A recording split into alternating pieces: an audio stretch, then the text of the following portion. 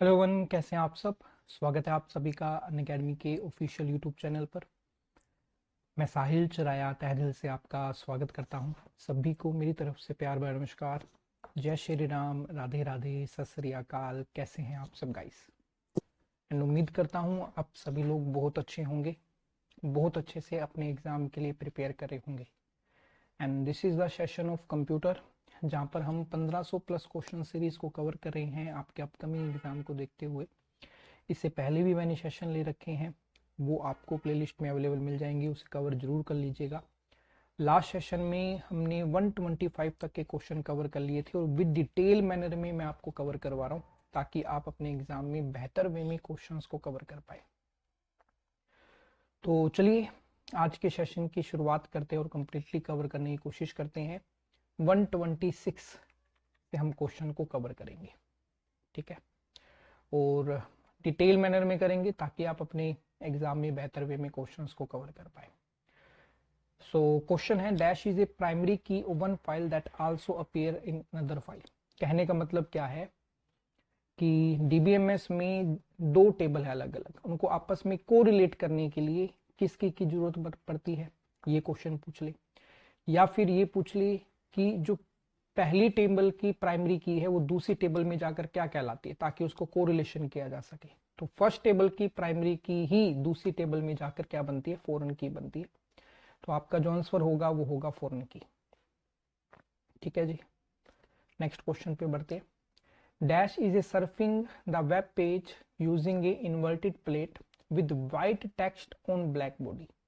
मतलब वेब को सर्फिंग करना है, लेकिन उसके अंदर स्पेसिफिकेशन दे दिया कि ब्लैक बॉडी है, वाइट टेक्स्ट है, तो उसके लिए स्पेसिफिक टर्मिनोलॉजी यूज होगी और क्वेश्चन से ही हमारा आंसर निकल जाएगा। Black surfing is the right answer. Black body है तो ब्लैक सर्फिंग उसे बोला जाता है। नेक्स्ट, ये अच्छा क्वेश्चन है। Dash is a software application और set of related program that are use to create and manage digital content. Digital content को मैनेज करने के लिए सॉफ्टवेयर एप्लीकेशन या सेट ऑफ रिलेटेड प्रोग्राम को क्या बोलते हैं। तो इसका पहले मैं एग्जांपल देता हूँ। आपने आजकल सुना होगा कि बहुत सारे लोग हैं वो अपना कोर्स पब्लिश कर रहे हैं यूजिंग डिफरेंट डिफरेंट वेबसाइट। जैसे आपकी क्लास प्लस एप्लीकेशन है, वो प्रोवाइड करवाता है प्लेटफॉर्म जिसके थ्रू एजुकेटर जो है वो अपनी कोई भी कोर्स है वो लॉन्च कर सकता है। टीच मिंट नाम से है। तो ये क्या करते हैं, ये कंपनीज सॉफ्टवेयर प्रोवाइड करवा देती हैं एक एजुकेटर को। उनको चाहे टेक्निकल नॉलेज ना हो, उनको चाहे सॉफ्टवेयर की नॉलेज ना हो, उनको सिर्फ अपना कंटेंट डालना है। सारा जो सॉफ्टवेयर का जो एक्सपेक्ट है या टेक्निकल पार्ट है वो कंपनी संभालती है। हमें सिर्फ कंटेंट डालना है और पब्लिश करना है उस प्लेटफॉर्म पे। ऑटोमेटिकली वो सॉफ्टवेयर मैनेज करके सारा कुछ अपने आप कर देते हैं। तो हमारा काम क्या, एजुकेटर का काम क्या है, सिर्फ कंटेंट को डिलीवर करना, वहां पर सिर्फ कंटेंट को मैनेज करना। तो उसे क्या बोलते हैं, वो सॉफ्टवेयर एप्लीकेशन का नाम है सीएमएस, जिसकी फुल फॉर्म है कंटेंट मैनेजमेंट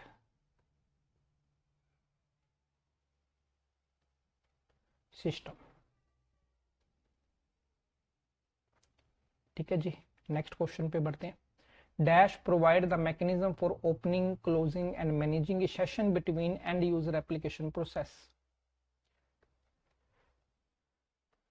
ये आपका ओएसआई मॉडल का क्वेश्चन है। एक सेशन को क्रिएट करने के लिए, मेंटेन करने के लिए, टर्मिनेट करने के लिए किस लेयर का यूज होता है, वो होता है सेशन लेयर। इसका अदर पर्पस भी बता देता हूँ और किसके लिए यूज होता है। ऑथेंटिकेशन करने के लिए यही लेयर रिस्पॉन्सिबल है। ठीक है, सेकंड थिंग आती है जॉब कंट्रोल या डायलॉग कंट्रोल के लिए कौन सी लेयर रिस्पॉन्सिबल है, वो भी आपकी सेशन लेयर ही है। सेशन को सिंक्रोनाइजेशन करने के लिए कौन सी लेयर रिस्पॉन्सिबल है, वो भी यही लेयर रिस्पॉन्सिबल है, सेशन लेयर। तो हर जब हम थ्योरी में इसे कवर करते हैं ना, तो हर लेयर का कोई ना कोई वर्क होता है, फंक्शंस होते हैं। उन फंक्शंस को हमें ध्यान रखना होता है जिसके बेस पर हम क्वेश्चन को सोल्व आउट करते हैं। तो सेशन लेयर की ये सारे फंक्शन मैंने लिख दिए, एक क्वेश्चन में है 3 एक्स्ट्रा लिख दिए। अगर ये चीज के बारे में पूछा जाता है तो आपका आंसर सेशन लेयर होगा। ठीक है जी, नेक्स्ट क्वेश्चन पे बढ़ते हैं। The signal that a computer is waiting for a command from the user is, वो एरिया जहां पर यूजर से कमांड लेने के लिए वेटिंग होती है वो कौन सा है। तो देखिए डोस के अंदर क्या होता है, इस तरह से आपका लिखा होता है जहां पर हम कमांड, यूजर अपनी कमांड देता है, ठीक है, यहाँ पर हमें कमांड लिखनी होती है। तो ये एरिया क्या कहलाता है, ये कहलाता है प्रॉम्प्ट। ऑप्शन नंबर ए आपका बिल्कुल सही आंसर होगा।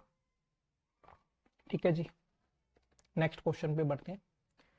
Dash is a form of software which is programmed specially to attend certain vulnerabilities fatal information.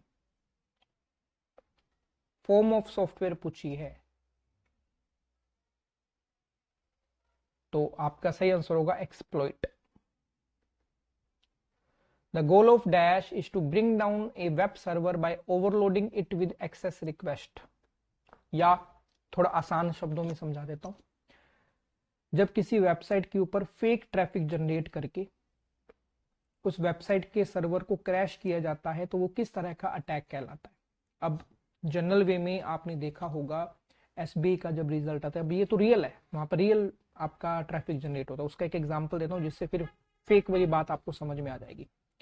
SBI का जब रिजल्ट आता है तो ट्रैफिक बहुत ज़्यादा बढ़ जाता है। हर एक स्टूडेंट जो है जिसने एग्ज़ाम दिया है वो अपने रिजल्ट को चेक करने जाता है, तो वहाँ पर ट्रैफिक बहुत ज़्यादा हो जाता है, ठीक है, और वो वेबसाइट क्रैश हो जाती है, हम उसे देख नहीं पाते। आपने देखा होगा एसबीआई के रिजल्ट देखते हैं तो घंटे 2 घंटे अगले दिन का रिजल्ट देख पाते हैं, क्योंकि वेबसाइट ओपन ही नहीं होती, क्योंकि उनका सर्वर क्रैश हो जाता है ट्रैफिक ज़्यादा होने की वजह से। अब यही चीज हैकर यूज करे कि फेक ट्रैफिक जनरेट कर दे किसी वेबसाइट पर, उसके सर्वर को क्रैश कर दे, तो उसे क्या बोलते हैं, उसे बोलते हैं हम डोस अटैक, जिसकी फुल फॉर्म होती है डैनियल ऑफ सर्विस अटैक। ये डिस्क ऑपरेटिंग सिस्टम नहीं है, ये है डैनियल ऑफ सर्विस अटैक, इसे डैनियल ऑफ सर्विस अटैक बोला जाता है। Next question, which of the following is a computer with a web server that serves the pages for one or more website। आपको वो कंप्यूटर बताना है with A web server जो एक या एक से ज्यादा वेबसाइट के पेजेस को सर्व करता है, तो ऑब्वियस सी बात है वो आपका एक तरह का सर्वर होना चाहिए। तो यहाँ आपका होस्ट दे रखा है, that is a type of server. Host क्या होता है, इंटरनेट पर जो कंप्यूटर कनेक्टेड होते हैं उन्हें भी होस्ट बोलते हैं, that is a type of server. Next question, और अच्छे लेवल के क्वेश्चन रखे हुए हैं तो ध्यान से बड़े आराम से इन क्वेश्चंस को कवर करिए। जहां कहीं डाउट हो आप मुझे कमेंट करके पूछ सकते हो, आपके रिक्वायर्ड जो रिजल्ट है वो क्या होंगे। ठीक है जी, नेक्स्ट क्वेश्चन पे बढ़ते हैं।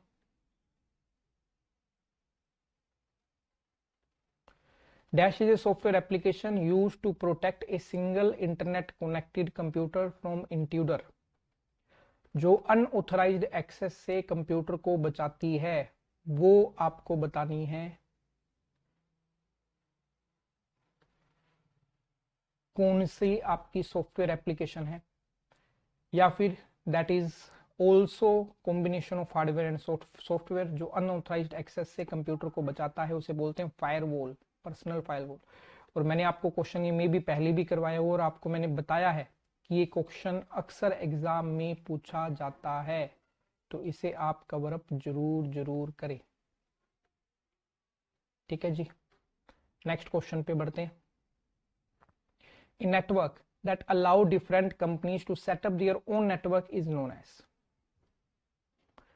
डिफरेंट कंपनी को अलाउ करता है कि आप खुद का नेटवर्क बना सकते हैं, मतलब उसे पब्लिकली कोई भी एक्सेस कर सकता है, तो उसे बोला जाता है public data network. Option number 1 आपका बिल्कुल सही आंसर होगा।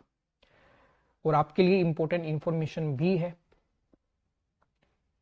अनअकैडमी के द्वारा 24 फरवरी तक अगर आप सब्सक्रिप्शन लेते हैं यानी कि कल तक, तो आपको फ्लैट 20% का ऑफ मिल जाएगा, उसे आप कवर अप कर सकते हैं। और उसके लिए कोड यूज कर सकते हैं ER10, जिससे आपको बैंक एग्जाम सब्सक्रिप्शन पर मैक्सिमम ऑफ मिल जाएगा। बेस्ट एवर बैच आपका ऑफर है जिसे आप यूज कर सकते हैं।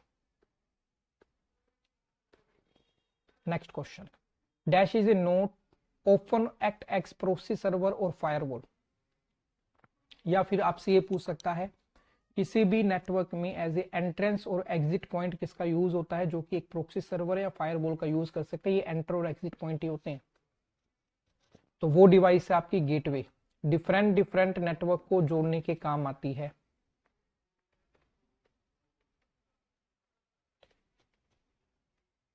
विद डिफर प्रोटोकॉल, जिनके प्रोटोकॉल भी डिफरेंट हो।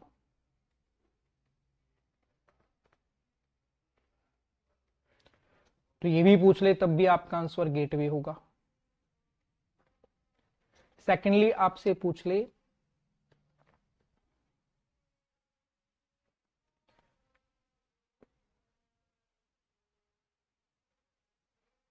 सिमिलर प्रोटोकॉल के लिए कि नेटवर्क है उनको कनेक्ट करना है, किसका यूज होगा, तब आपका आंसर होता है ब्रिज। तो ये ध्यान रखिएगा, ये दोनों चीजें इंपॉर्टेंट है। Which of the following will be used if a sender of email want to bold italic the text message. किसी भी टेक्स्ट को बोल्ड इटैलिक करना चाहता है, ये फॉर्मेटिंग करना चाहता है इसकी बोल्ड इटैलिक से, तो उसके लिए कौन सा फॉर्मेट वो यूज मिलेगा वो आपको बताना है।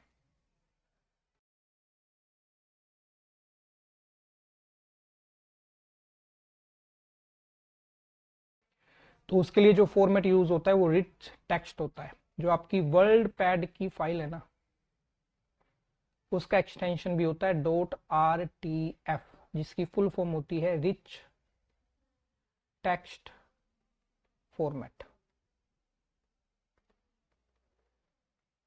Next, which of the following is a computer bus interface that connect host bus adapter to mass storage device such as hard disk drive, optical drive। Hard disk में बस इंटरफेस कौन सा यूज होता है जिससे हम स्पीडली डाटा जो है वो ट्रांसफर कर सकते हैं। तो बहुत सारे यूज होते हैं, मैं सारे बता दूंगा आपको, उनकी फुल फॉर्म भी लिखवा दूंगा। ठीक है, पहले तो ऑप्शन में से ढूंढना है कि कौन सा यूज होता है।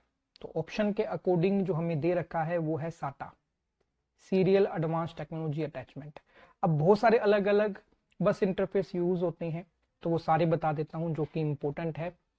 ठीक है, पहला है आपका IDE यूज होता है, ATA यूज होता है, PATA यूज होता है, SATA यूज होता है, SCSI यूज होता है, ASPI यूज होता है। ये सारे बस इंटरफेस यूज होते हैं। अब इनकी फुल फॉर्म आपको मैं लिखवा देता हूं जिससे आप इसे कवर कर पाएंगे। IDE की फुल फॉर्म होती है इंटीग्रेटेड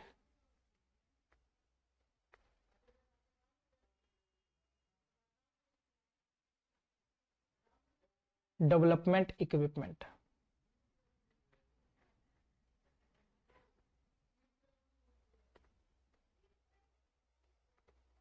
ठीक है, ATA की फुल फॉर्म होती है एडवांस टेक्नोलॉजी अटैचमेंट।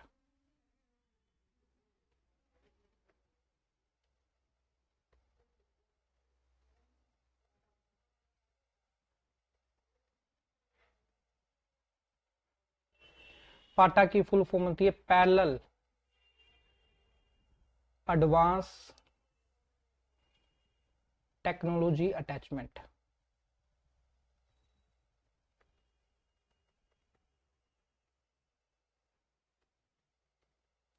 साटा की फुल फॉर्म होती है सीरियल एडवांस टेक्नोलॉजी अटैचमेंट।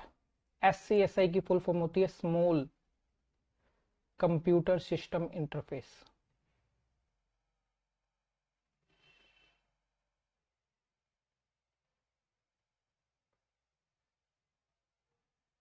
और ASP की फुल फॉर्म होती है एडवांस SCSI। अब SCSI क्या है, वो वही है जो यहां दे रखा है, प्रोग्रामिंग इंटरफेस।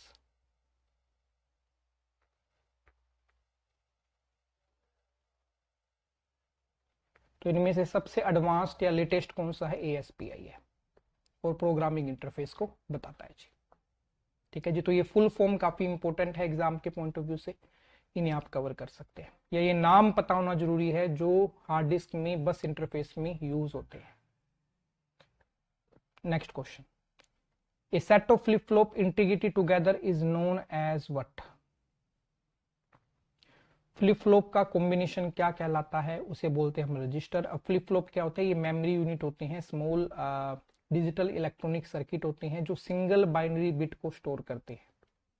ये क्या है, डिजिटल इलेक्ट्रॉनिक सर्किट हैं जो सिंगल बाइनरी बिट को स्टोर करते हैं।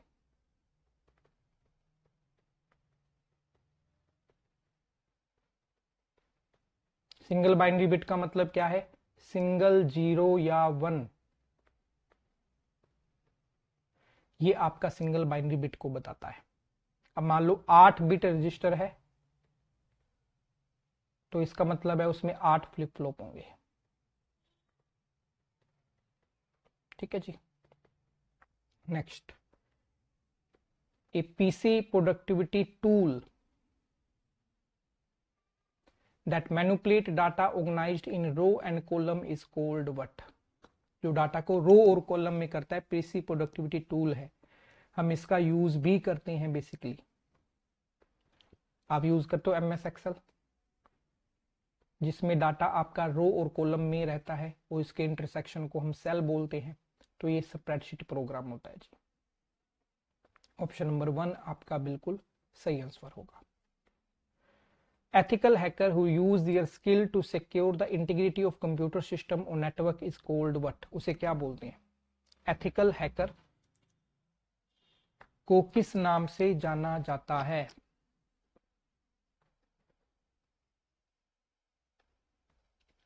एथिकल हैकर आपके जाने जाते हैं व्हाइट हैट हैकर, जो लीगल काम करते हैं, और जो इलीगल काम करते हैं उनको बोलते हैं ब्लैक हैट। ठीक है जी। दोनों का कॉम्बिनेशन होता है ग्रे हैट, जो जस्ट फॉर फन काम करते हैं। Combination of white and black hat hacker.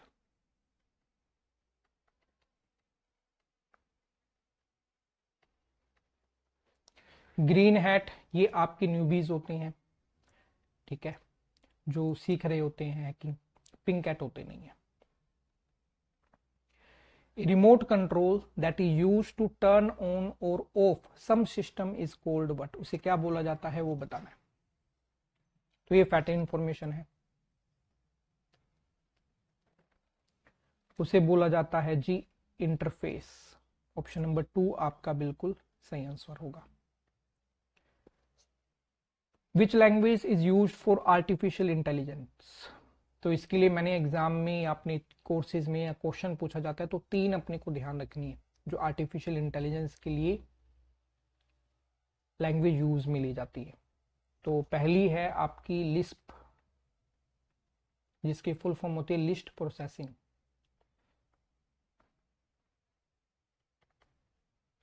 दूसरी है जी पाइथन, और तीसरी है प्रोलॉग, जिसकी फुल फॉर्म है programming in logic.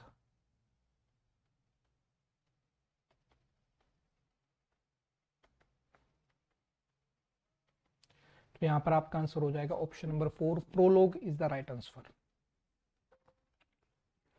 Next question, the capacity to perform multiple task simultaneously is termed as? ये कंप्यूटर की कैरेक्टरिस्टिक से क्वेश्चन पूछा है। मल्टीपल टास्क कंप्यूटर परफॉर्म कर सकता है, उसकी कौन सी कैरेक्टरिस्टिक है? ये उसकी कैरेक्टरिस्टिक है वर्सेटाइलिटी। डेलिजेंस का मतलब क्या होता है, हिंदी में बोलते हैं कर्मठ। कंप्यूटर कभी थकता नहीं है, कभी बोर नहीं होता, ये डेलिजेंस कहलाता है। जिसका मतलब हो गया free from tiresome and boredom. Computer कभी थकता नहीं है, कभी बोर नहीं होता। रिलायबिलिटी का मतलब क्या होता है, हिंदी में बोलते हैं इसे विश्वसनीयता। कंप्यूटर जो है ड्यूरेबल होता है एंड ट्रस्ट वर्दी होता है, इसे बोलते हैं हम रिलायबिलिटी। तो तीनों आपको यहां पर जो ऑप्शन दे रखे हैं वो समझ आ गए होंगे ये कंप्यूटर की कौन सी कैरेक्टरिस्टिक है। When your computer stop working suddenly it is refer to as. हम कंप्यूटर पे काम करें, बीच में कंप्यूटर स्टॉप कर जाए वर्किंग करना, तो हम क्या बोलते हैं? जनरल टर्मिनोलॉजी हम बोलते हैं जी कंप्यूटर हमारा जो है ना वो क्रैश हो गया। ऑप्शन नंबर 1 आपका बिल्कुल सही आंसर होगा। Next question, miscellaneous modification or destruction of data such as changing information on the website is known as what? अब यहां पर टर्मिनोलॉजी ध्यान में रखना, एग्जाम में या क्वेश्चन में इस टर्मिनोलॉजी को जब भी आप देखोगे आपका आंसर वही बनेगा। वो क्या है? डिस्ट्रक्शन। डिस्ट्रक्शन ऑफ डाटा आ जाए, डिस्ट्रॉय ऑफ डाटा आ जाए, इरेजिंग हार्ड डिस्क आ जाए, तो उसके लिए टर्मिनोलॉजी यूज होती है वेंडलिज्म। अगर आपसे पूछ ले डिस्ट्रक्शन ऑफ हार्डवेयर, तो वहां पर जो आंसर है वो बन जाता है हार्डवेयर वेंडलिज्म। नेक्स्ट क्वेश्चन पे बढ़ते हैं। Which of the following are known as cursor control keys? Cursor control keys के नाम से किसे जाना जाता है?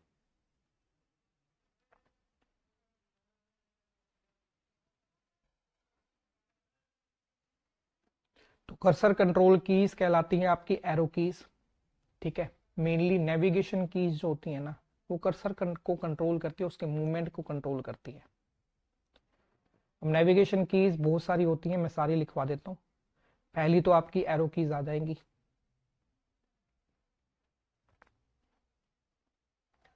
वो आपकी आ जाती हैं। सेकंड नंबर पर आपके पास आ जाती है एंड की और होम की।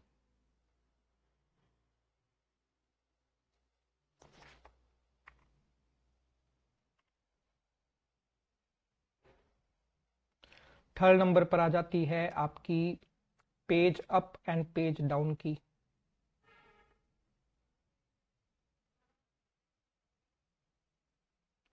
एंड फोर्थ नंबर पर आ जाती है टैब की। ये आपकी नेविगेशन कीज कहलाती हैं सारी की सारी। और जो आपकी है कीज एल्ट, कंट्रोल और शिफ्ट, इन्हें क्या बोलते हैं? इन्हें बोलते हैं मॉडिफायर कीज या कॉम्बिनेशन कीज।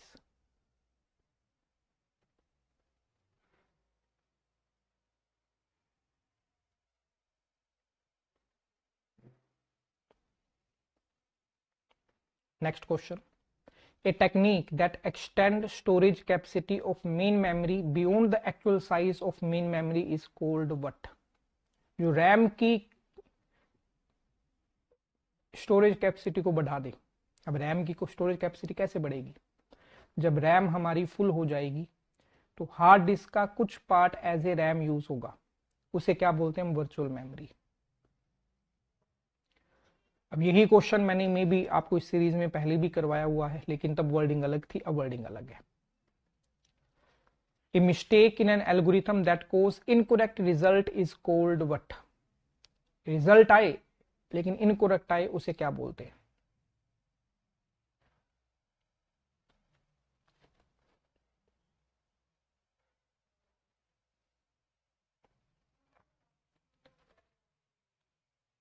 इस क्वेश्चन को हम अंडरस्टैंड कर लेते हैं।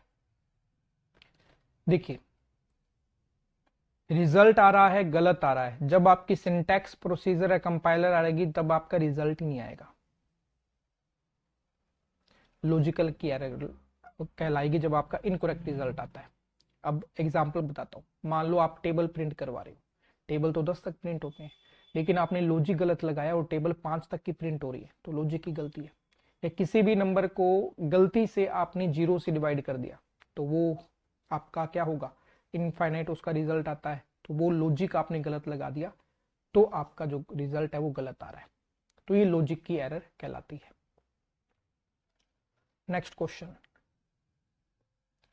इन computing dash is an adaptive developed programming interface which standardise communication on a computer बस।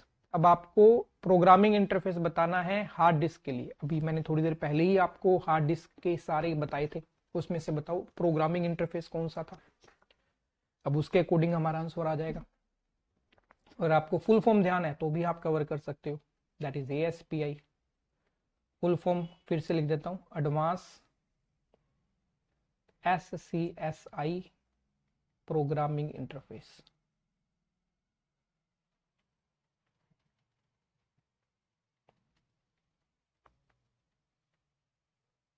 ठीक है, तो आ गया प्रोग्रामिंग इंटरफेस, वही पूछा था आपसे। और SCSI की full form small computer system interface.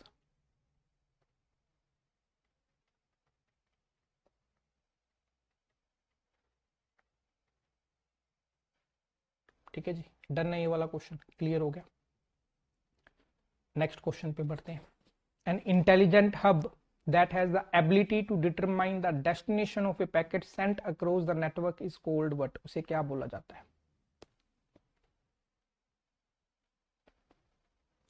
तो यहां पर दो आपको ऐसे हिंट दे रखे हैं क्वेश्चन में जो हमारे आंसर को स्पेसिफाइड कर रहे हैं। पहला है इंटेलिजेंट हब के नाम से किसे जाना जाता है। दूसरा उसमें एबिलिटी है कि किस कंप्यूटर तक उसे पहुंचाना है, ये भी वो प्रॉपर उसमें एबिलिटी हो, मतलब पैकेट फिल्टरिंग वो कर पाए।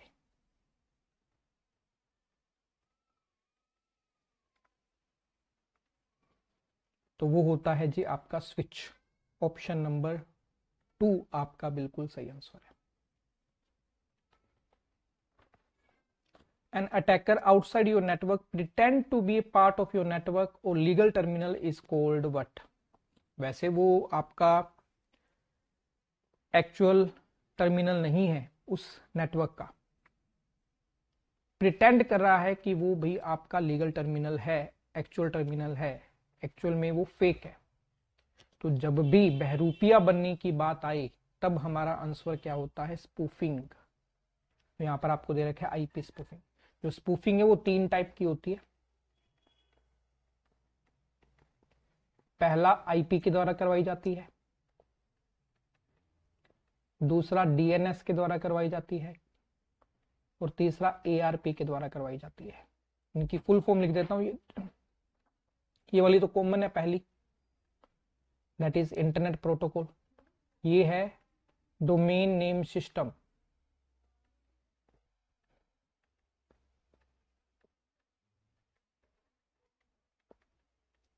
और एआरपी है that is address resolution protocol.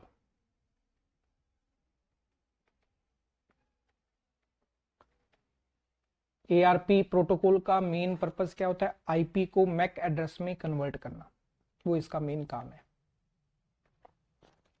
Next, a program that generally has more user friendly interface than a DBMS is called what? एक यूजर जिस इंटरफेस से इंटरेक्ट करता है उसे क्या बोलते हैं? हम वेबसाइट पर जो देखते हैं, जिससे हम इंटरेक्ट करते हैं, वो क्या कहलाता है? वो इंटरफेस क्या कहलाता है, वो बताना है। A program that generally has more user friendly interface, उसे बोला जाता है जी फ्रंट एंड।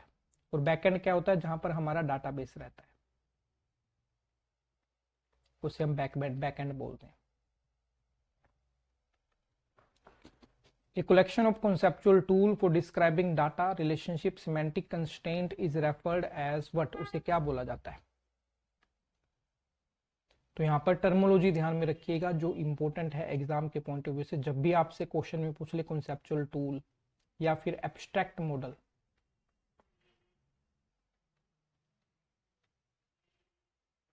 एब्स्ट्रैक्ट मॉडल और दूसरा मैंने बताया कॉन्सेप्चुअल टूल, ये टर्मोलॉजी आए जो एक डाटाबेस को डिस्क्राइब करें तो आपका आंसर होगा डाटा मॉडल।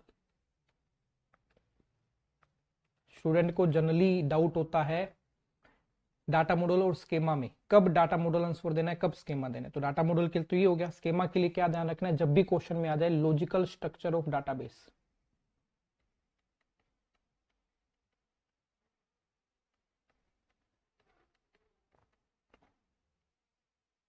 या फिर mapping of data in A database.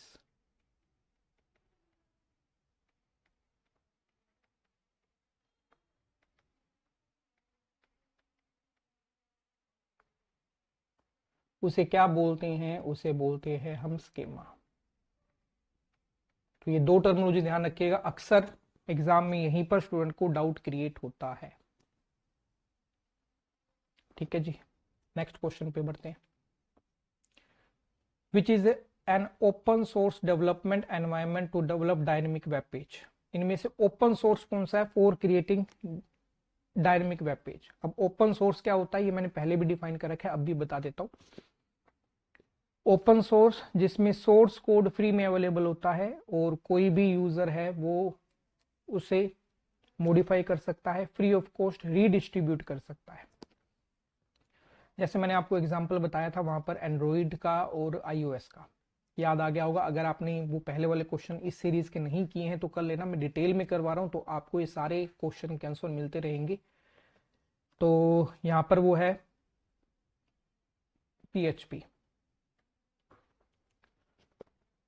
program designed to perform specific tasks related to managing computer resources are called what। अच्छा क्वेश्चन है ये वाला भी। अब इसमें क्या चीज ध्यान में रखनी है, क्वेश्चन को ध्यान से पढ़िए। अगर क्वेश्चन में सिर्फ इतना ही दिया होता, program design to perform specific task, यहीं तक क्वेश्चन आंसर होता तो मेरा आंसर बन जाता एप्लीकेशन सॉफ्टवेयर। लेकिन क्वेश्चन आगे क्या दे दिया, related to managing computer resources. Computer resources को मैनेज करने का काम, मेंटेनेंस प्रोवाइड करवाने का काम कौन करता है, यूटिलिटी सॉफ्टवेयर करते हैं जी। इसका काम होता है फंक्शनैलिटी एंड मेंटेनेंस प्रोवाइड करवाना, फंक्शनैलिटी एंड मेंटेनेंस प्रोवाइड करवाना।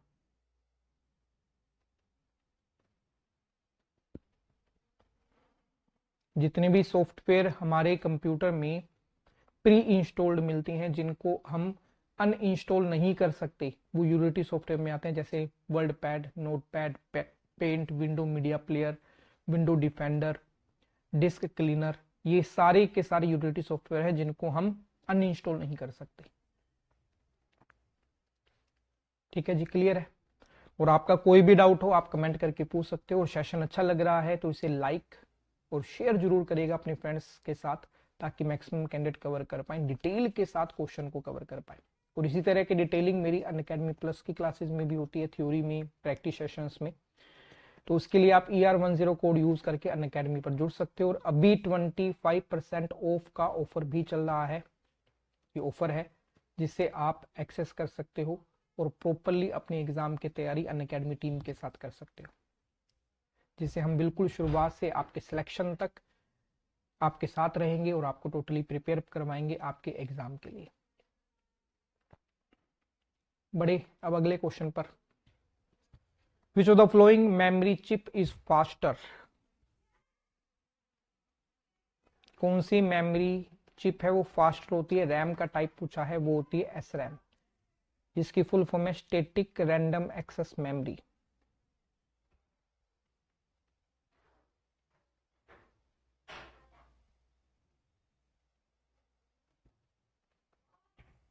अगर फास्टर का पूछते हैं तो ये आंसर आता है।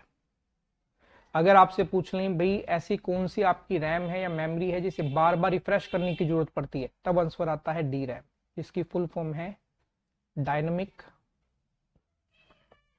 Random access memory.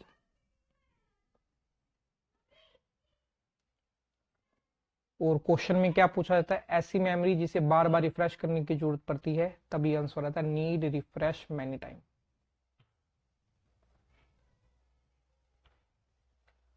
तब हमारा ये आंसर बनता है। नेक्स्ट क्वेश्चन पे बढ़ते हैं।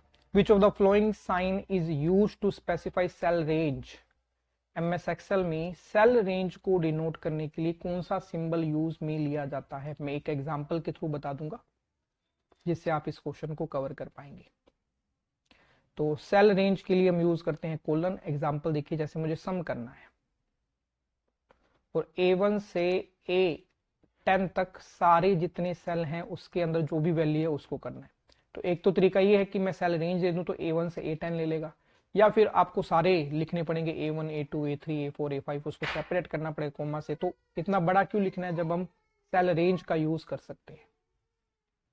Next question, which combines efficient implementation technique that enable them to be used in extremely large database।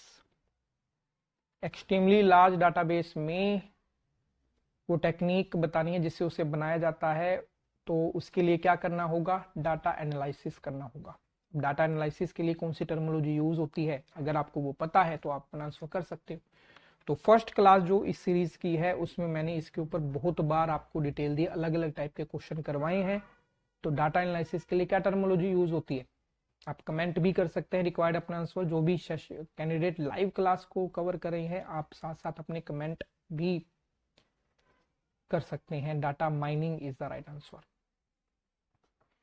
Proprietary software is known as, ऐसे सॉफ्टवेयर जिसका मालिकाना हक है उनके पास, वो किसी और के साथ शेयर नहीं करेंगे, उसका सोर्स कोड वो किसी को नहीं देंगे, उसको हम बोलते हैं क्लोज्ड सोर्स सॉफ्टवेयर। जिसका सोर्स कोड अवेलेबल नहीं होता, ठीक है, फॉर फ्री डिस्ट्रीब्यूशन या मॉडिफिकेशन के लिए वो सोर्स कोड के अंदर आते हैं। प्रोप्राइटरी सॉफ्टवेयर उसी कैटेगरी के अंदर कंसीडर होंगे। ठीक है जी, नेक्स्ट क्वेश्चन पर बढ़ते हैं। Which of the following is open source project, इनमें से ओपन सोर्स कौन सा है। अब मैंने आपको ओपन सोर्स में लिखवाए हुए हैं, तो जो दिए गए हैं उनमें से दो तो लिखवाए हैं मैंने, फायरफॉक्स भी है, माई एसक्यूएल भी है। फायरफॉक्स आपका ब्राउजर है, माई एसक्यूएल आपका डीबीएमएस सॉफ्टवेयर है, तो ऑल आपका आंसर आ जाएगा। विच of the following is a cache memory that is used to speed up the process of storing and accessing data from host hard disk। बताइएगा सही answer क्या होगा।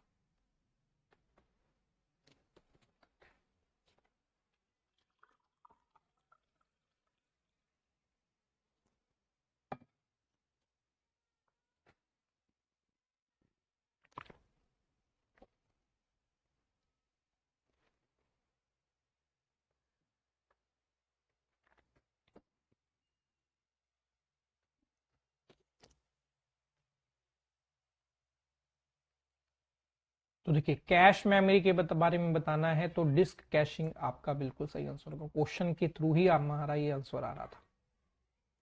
Crashing तो वो है कि हमारा सिस्टम क्रैश हो जाए। रेड क्या है, रेड आपका बैकअप टेक्नोलॉजी है जो हार्ड डिस्क में यूज होती है। फुल फॉर्म है redundant array of independent disk. File compression, file को कंप्रेस करना मतलब उसके साइज को रिड्यूस करना। Next, which one of the following rebooting commonly occurs when the system to the computer is crashed। जब सिस्टम ऑफ कंप्यूटर क्रैश हो जाए तो रीबूटिंग जो होती है उसे हम क्या बोलते हैं। तो ये फैटल इंफॉर्मेशन है जो हमें ध्यान में रखना होगा, उसे बोलते हैं हम random rebooting. Option number 4 is the right answer.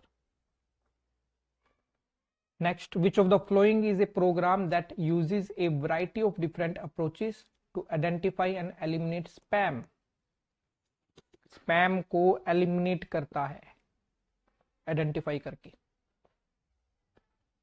तो क्वेश्चन में ही आंसर छुपा हुआ है। अब आप ऑप्शन, कंप्यूटर के अंदर अक्सर ये चीज होती है, जरूरी नहीं है हर बार, लेकिन कई क्वेश्चनों में ऐसा होता है। क्वेश्चन को आप ध्यान से पढ़ोगे, अपने सभी ऑप्शन को ध्यान से पढ़ोगे तो आपको कई बार अपना हिंट है वो आंसर मिल जाता है। एलिमिनेशन मेथड से आप क्वेश्चन को सोल्व आउट कर सकते हो। तो नॉलेज होना जरूरी है।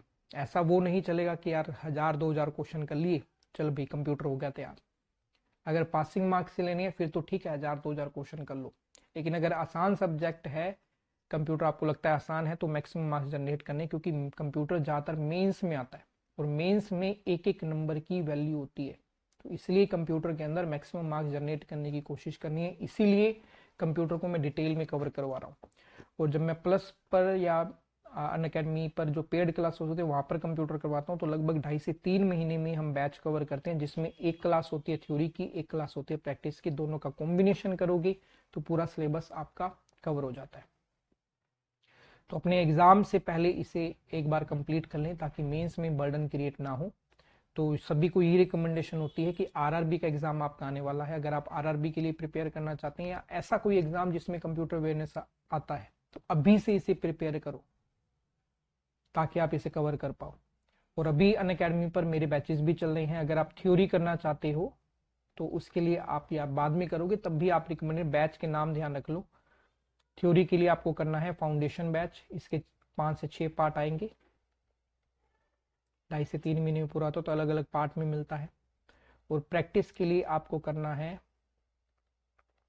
अभ्यास बैच, जिसमें मैं सबसे पहले टॉपिक वाइज क्वेश्चन करवाता हूँ, देन उसके अंदर आपका रहता है advance level questions with detail manner में, फिर उसके बाद mock test series including test इसी के अंदर होते हैं। तो ये 2 बैच आपको कंप्लीट करने, जिससे आपका पूरा सिलेबस पूरा हो जाएगा। तो इस क्वेश्चन का आंसर पता चल गया होगा, एलिमेंट स्पैम यानी कि एंटी स्पैम प्रोग्राम, ये आपका बिल्कुल सही आंसर होगा। नेक्स्ट क्वेश्चन पे बढ़ते हैं। Dash is a technique that tricks user into clicking on miscellaneous link. तो ये आपने जनरली ऑब्जर्व किया होगा, मैं आपको इसका एग्जांपल बताता हूँ। कई बार आपने देखा होगा कि हम किसी ऐसी वेबसाइट पर जाते हैं जहां से हम मूवी या सॉन्ग को डाउनलोड करते हैं, तो कहीं भी क्लिक करें ऑटोमेटिकली मिसलेनियस लिंक पर क्लिक हो जाता है, एक पॉपअप जनरेट हो जाता है। तो उसे क्या बोलते हैं? उसे बोलते हैं हम क्लिक जैकिंग। ऑप्शन नंबर 2 आपका बिल्कुल सही आंसर होगा। The next, the path of creation of an executable program. जब हम कोडिंग करते हैं तो एग्जीक्यूटेबल प्रोग्राम बनाने के लिए उसका पूरा पाथ क्या है, वो आपसे पूछा है। कौन सा पाथ फॉलो किया जाता है उसके लिए? तो उसके लिए हम पाथ फॉलो करते हैं। सबसे पहले हम कोडिंग करते हैं, फिर हम कंपाइलिंग करते हैं, फिर हम लिंकिंग करते हैं, फिर हम पार्सिंग करते हैं। ऑप्शन नंबर 4 आपका बिल्कुल सही आंसर होगा। प्रॉफिटेबल बिजनेस के द्वारा कौन सा डोमेन यूज में लिया जाता है?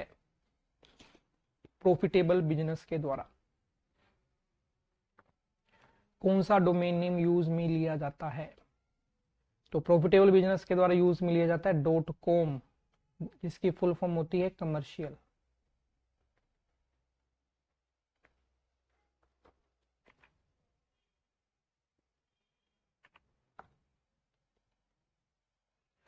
फिर आपसे पूछ रहे नॉन प्रॉफिटेबल बिजनेस कौन सा डोमेन नेम यूज करते हैं?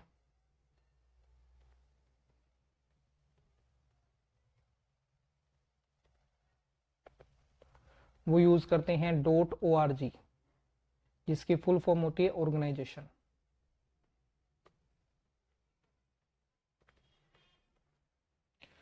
एजुकेशन के लिए यूज किया होता है edu, edu का मतलब एजुकेशन ही है, और नेट का मतलब होता है network.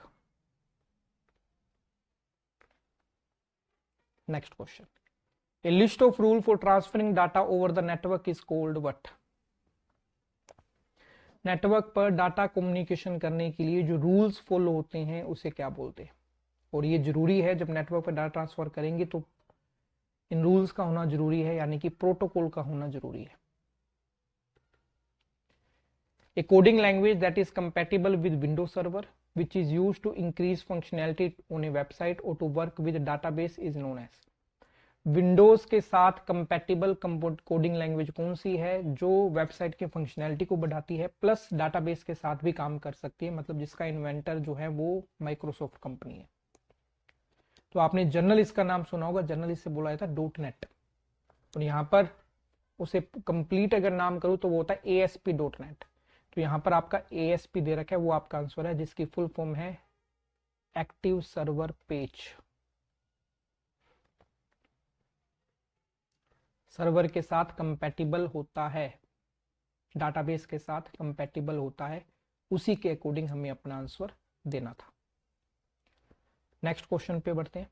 Dash is A design tool that graphically shows the logic in A solution algorithm. किसी भी प्रोग्राम या एल्गोरिथम का डायग्राम रिप्रेजेंटेशन क्या कहलाता है? उसे बोला जाता है फ्लो चार्ट। ऑप्शन नंबर 2 आपका बिल्कुल सही आंसर होगा, उसे फ्लो चार्ट बोला जाता है।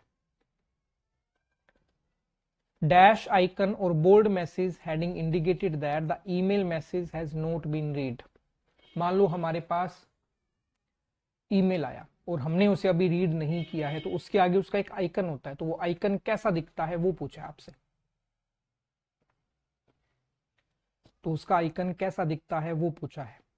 तो देखो, अगर मैसेज हमने रीड नहीं किया है तो वो दिखेगा क्लोज्ड एनवलप, कि बंद है एनवलप, अभी ओपन नहीं किया। और अगर वो मैसेज हमने रीड कर लिया है तो वो उसका जो आइकन होगा वो दिखेगा ओपन एनवलप, कि हमने उसे रीड कर लिया, खोल लिया है उसे। तो यहाँ नोट बीन रीड पूछा है, तो आपका आंसर होगा क्लोज्ड एनवलप। और हाईलाइटेड एनवलप कब होता है? जब कोई मैसेज इंपॉर्टेंट होता है, या उसको हम बोलते हैं स्टार्ड। वो स्टार किया हुआ होता है, तो उसके लिए होता है कि इंपॉर्टेंट मैसेज है, तो इसलिए वो स्टार्ड में आता है। Next, which of the following is method of transferring information between digital device especially audio video equipment? Audio video equipment के में ऑडियो वीडियो डाटा को ट्रांसफर करने के लिए इनमें से किस टेक्नोलॉजी का यूज होता है, वो आपको बताना है। काफी अच्छा क्वेश्चन है और काफी स्टूडेंट इस क्वेश्चन को गलत करते हैं, तो मैं यहां पर आपको डिटेल में बता दूंगा कौन कौन से mainly audio video data transfer करने के लिए हम इक्विपमेंट या टेक्नोलॉजी यूज करते हैं। तो यहां पर जो आंसर है वो है फायर वायर। ये बेसिकली डिजिटल कैमकोडर से ऑडियो वीडियो डाटा ट्रांसफर करने के लिए यूज होती है। ठीक है, अब और कौन कौन से हैं वो देख लेते हैं। देखो, एक यूज होता है वीजीए, जिसकी फुल फॉर्म होती है वीडियो ग्राफिक्स एरे। ये क्या करती है, ओनली वीडियो डाटा को ट्रांसफर करती है। दूसरा हम यूज कर लेते हैं HDMI, जिसकी फुल फॉर्म होती है हाई डेफिनेशन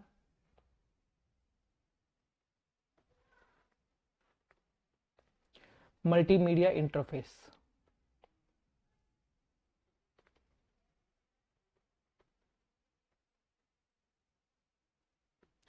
ये क्या करती है, ऑडियो वीडियो दोनों डाटा को ट्रांसफर करती है। तीसरा यूज होता है AVI, इसकी फुल फॉर्म होती है ऑडियो वीडियो इंटरलीव।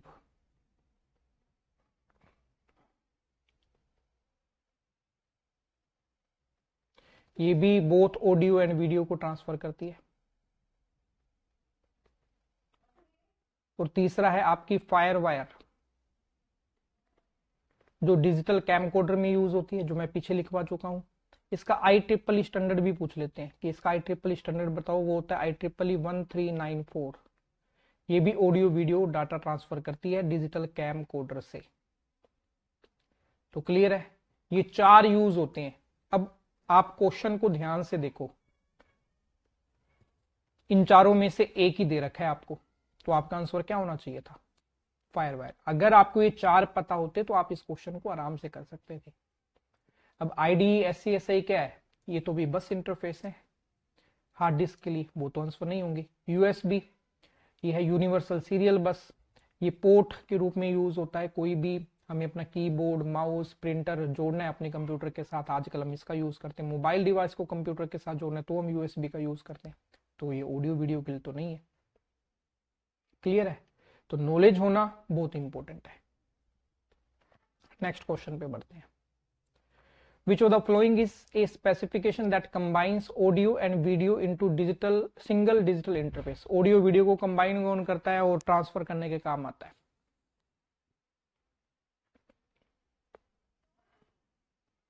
अब देखो, पीछे मैंने चार लिखवाए थे, उसमें से एक दे रखा है, तो वो आपका आंसर बन जाएगा, that is HDMI। Full form है हाई डेफिनेशन मल्टीमीडिया इंटरफेस। अभी मैंने पीछे आपको लिखवाई है। By default your document print in dash mode. किस मोड में डॉक्यूमेंट प्रिंट होता है? इसे बोलते क्या है? इसे बोलते हैं हम ओरिएंटेशन।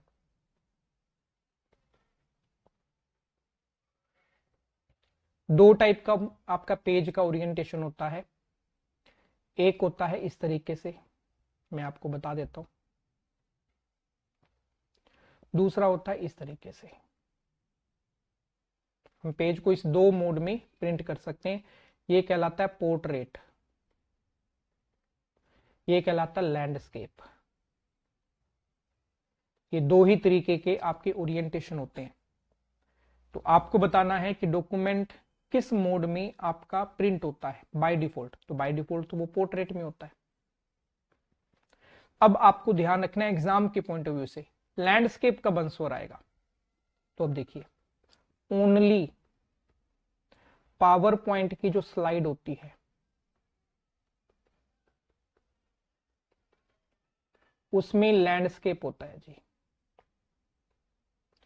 बाकी अदर कोई भी आए, आपका आंसर पोर्ट्रेट ही होता है। अब अदर में कौन सा आ गया, वर्ड डॉक्यूमेंट, एक्सेल डॉक्यूमेंट, या पावर पॉइंट का हैंड आउट। अब पावर पॉइंट में दो चीजें होती है, एक होता है आपके पास स्लाइड, दूसरा होता है हैंड आउट। हैंड आउट क्या होता है? Printed documents of A power point, तो उसको हैंड आउट बोलते हैं।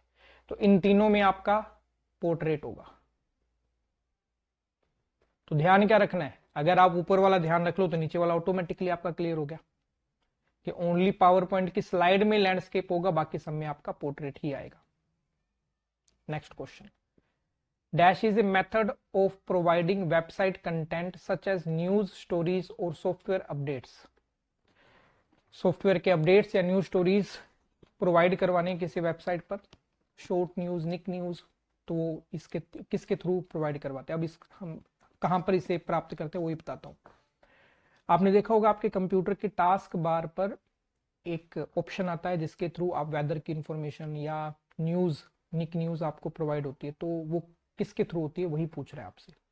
या बहुत सारी वेबसाइट होती है जो किसी अदर वेबसाइट की जो न्यूज है वो शो करती रहती है, जैसे वेबसाइट कोर है लेकिन उसके ऊपर आज तक या इंडिया टुडे, सीएनबीसी इसकी न्यूज निक न्यूज के रूप में प्रोवाइड करवाई जाती है, तो उसके लिए किसका यूज होता है वो पूछ रहा है। तो उसके लिए यूज होता है जी आरएसएस। आरएसएस फीड बोलते हैं कंप्लीट इसे हम। और आरएसएस की फुल फॉर्म एग्जाम में लास्ट ईयर पूछी गई थी, फुल फॉर्म है रियली सिंपल सिंडिकेशन, ये इसकी फुल फॉर्म है, या फिर रिच साइट समरी।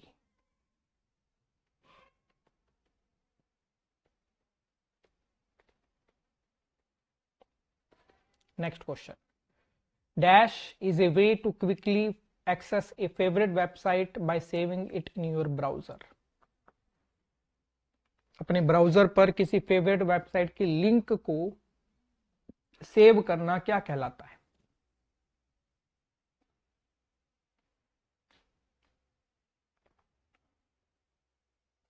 उसे बोला जाता है जी बुकमार्क करना। और क्रोम पर इसकी शॉर्टकट की होती है Ctrl+D, बुकमार्क करने की। ठीक है जी, क्लियर है सारा का सारा?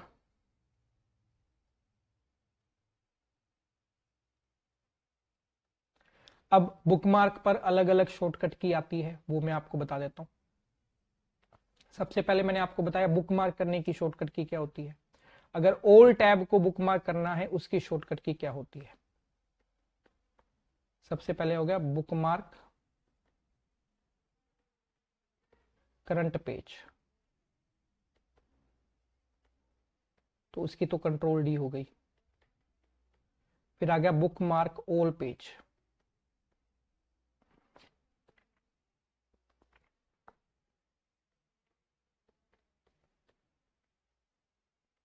मैं थोड़ा इनविजिबल हो जाता हूं, एक बार ये लिखवा दूं आपको। उसके आ जाती है Ctrl+Shift+D। अब तीसरे लेवल पर आपसे पूछ लेता है बुकमार्क में कि अगर आपको बुकमार्क मैनेजर की शॉर्टकट की क्या है।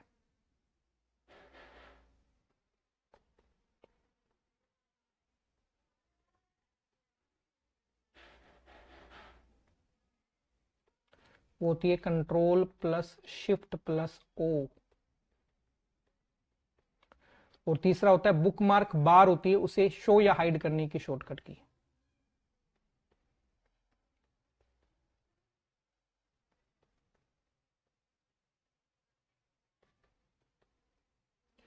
उसकी होती है Ctrl+Shift+B। और ये सारी की सारी क्रोम के बेस पर मैं आपको कवर करवा रहा हूं, तो इसे ध्यान रखना है, एग्जाम के पॉइंट ऑफ व्यू से इंपॉर्टेंट है। नेक्स्ट क्वेश्चन पे बढ़ते हैं। Microsoft Access and Corel's Paradox are both example of which type of software.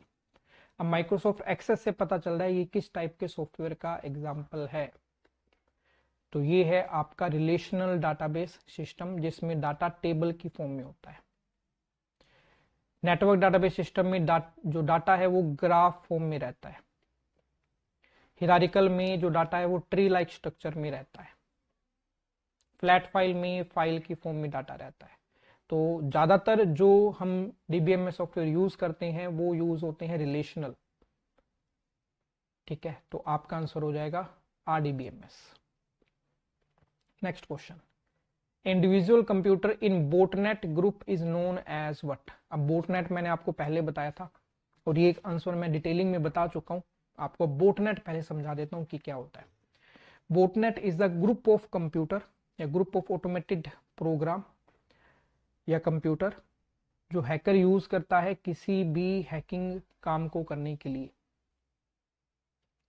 तो ग्रुप ऑफ कंप्यूटर को बोलते हैं बोटनेट। उसका सिंगल कंप्यूटर क्या कहलाता है, उसको बोलते हैं हम जोम्बी या बोट। तो ये इलीगल पर्पस के लिए यूज हो रहा है, तो जोम्बी ज्यादा बेटर आंसर हमारा टारगेट करता है। Next question, signal can be analog और digital and a computer that process the both type of signal is known as. तो बेस्ड ऑन एप्लीकेशन आपके 3 टाइप के कंप्यूटर होते हैं। पहले होते हैं एनालॉग जो कि कंटिन्यूअस सिग्नल पर काम करते हैं।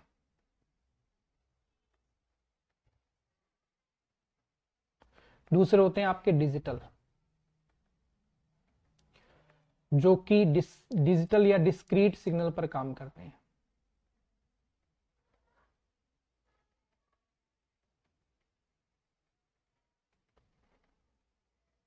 जो 0 1 की फॉर्म में होते हैं। और तीसरे होते हैं hybrid, that is combination of both. Analog और डिजिटल का कॉम्बिनेशन आपका होते हैं हाइब्रिड। और हाइब्रिड कंप्यूटर का एग्जाम्पल क्या है, उसका एग्जाम्पल है आपका लेटेस्ट पेट्रोल पंप, वो आपके हाइब्रिड कंप्यूटर का एग्जाम्पल है। नेक्स्ट क्वेश्चन पे बढ़ते हैं। Which of the following is the first layer of software loaded into computer memory when it start up?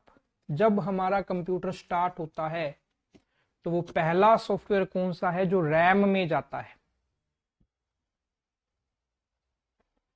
और हमारे कंप्यूटर को बूट करने के लिए सबसे नीडफुल चीज यही है कि वो हमारी रैम में जाना चाहिए, नहीं तो हमारा कंप्यूटर स्टार्ट ही नहीं होगा। तो वो कौन सा है वो बताना है। तो उसे बोला जाता है जी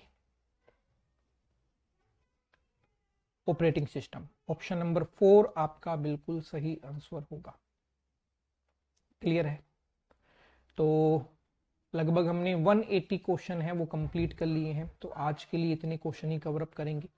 अगर सेशन अच्छा लगा है तो अपने फ्रेंड्स के साथ जरूर शेयर करिएगा, लाइक जरूर करके जाइएगा ताकि मैक्सिमम कैंडिडेट इसे कवर कर पाए। ठीक है, और आपके एग्जाम तक मैं आपको बहुत सारे क्वेश्चन कवर करवा दूंगा। पहले 1500 क्वेश्चन सीरीज है, फिर काफी स्टूडेंट की डिमांड हो टॉपिक वाइज क्वेश्चन कवर करवा दो, तो वो भी मैं कवर करवा दूंगा। तो मैक्सिमम जितने क्वेश्चन मैं कवर करवा सकता हूं I will take care of that. ठीक है, बाकी आपका कोई फीडबैक है, कोई स्पेसिफिक थिंग आप चाहते हो तो आप जरूर बताएं। सेशन कैसा लग रहा है इसके बारे में फीडबैक जरूर दें।